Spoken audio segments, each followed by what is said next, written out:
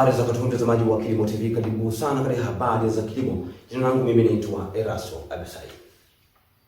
Waziri wa Kilimo Daniel Chongolo amefanya mazungumzo na waziri wa nchi ofisi ya Rais, mipango na uwekezaji Kitila Mkumbo katika ofisi ndogo ya wizara hiyo jijini Dar es Salaam. Mazungumzo yanalenga kujadili maeneo ya kipaumbele katika sekta ya kilimo na dhana za kilimo biashara katika kuleta zaidi kwa wakulima, lakini pia na manufaa ya kilimo cha korosho nchini Tanzania. Hatua hiyo ni sehemu ya utekelezaji wa serikali kufikia 50% ya uzalishwaji wa zao la korosho pamoja na ubanguaji wa zao hilo ifikapo mwaka 2030.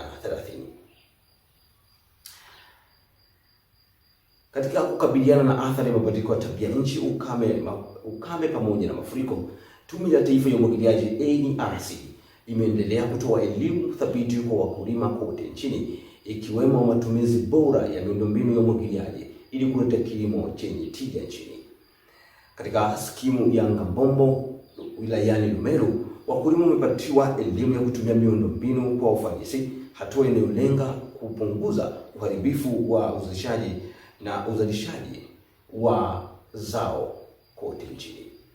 Wakulima wetu wamekuwa na changamoto ya maji, hasa katika mgawanyo wa maji, pale maji yanapokuwa hayatoshelezi au hata yanapotosheleza basi wanapaswa kutumia maji vizuri.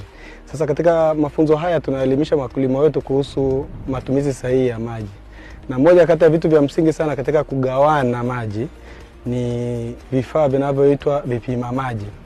Vipima maji hivi vinakuwa vinaonesha ujazo katika mfereji. Maji yanapotembea kwenye mfereji huwa tuna ile mwendokasi wa maji katika mfereji unakuwa katika mita kwa sekunde.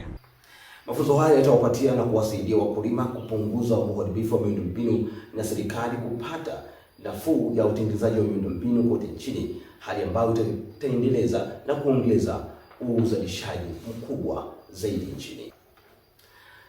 Na mizani ya kidigitali inaleta vipimo sahihi na kuharakisha matumizi na utunzaji wa kumbukumbu ili kusaidia wakulima wanapoenda kuuza mazao yao katika masoko.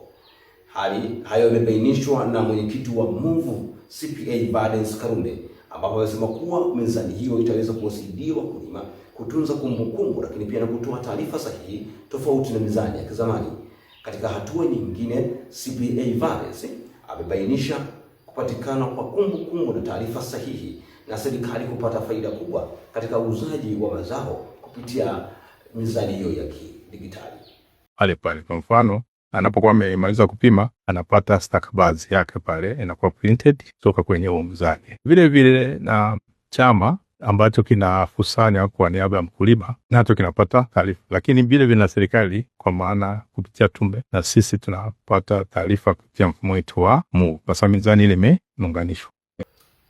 Na wafugaji wa Kiteto wamehakikishwa soko la uhakika kupitia kiwanda cha ushirika.